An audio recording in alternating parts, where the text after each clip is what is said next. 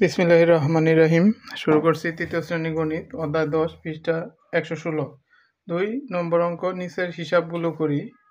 89 টাকা 42 পয়সা, 45 টাকা 89 পয়সা। তাহলে আমাদের কি করতে হবে? যোগ করতে হবে 42 পয়সা আর হইল 89 পয়সা। 9 10 11 1 হাতে রইল 1, 8 4 12 আর 1 13, 131 পয়সা। 131 পয়সা শুধু, তাহলে 1 টাকা 31 পয়সা। তাহলে আমরা 31 পয়সা এই জায়গায় লিখবো। আর এই যে 1 টাকা, এই 1 টাকা এই জায়গায় নিয়ে এসে পড়বো। 5 আর 1 6, 6 আর 9 যোগ করলে 15, 15 আর 5 হাতে রইল 1, 8 4 12 আর 1 13, 135 টাকা 31 পয়সা।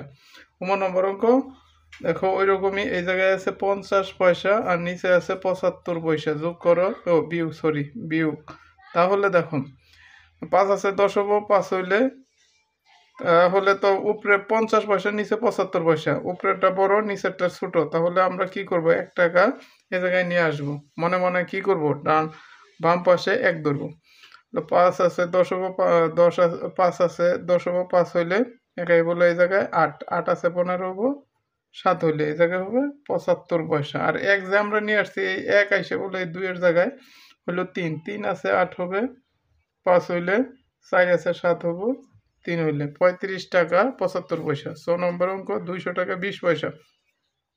এখন দেখো উপরে আছে 20, নিচে আছে 40। 20 পয়সা ছোট হলে কি করব আমরা?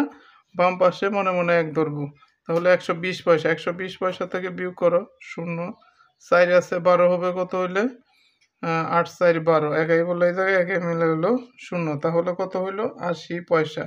এখন এই 1 টাকা যে নিয়েছিলাম আমরা, এই 1 টাকা এসে বললো এই শূন্যের জায়গায়। 1 আছে 10 হবো, 9 হইলে এই একাই বললো এই জায়গায় হইলো 2, 2 আছে 10 হবে, 8 হইলে একাই বললো 2 এর নিচে 2, 1 আছে 2 হবো, 2 থেকে একবার দিলে 1, 189 টাকা 80 পয়সা।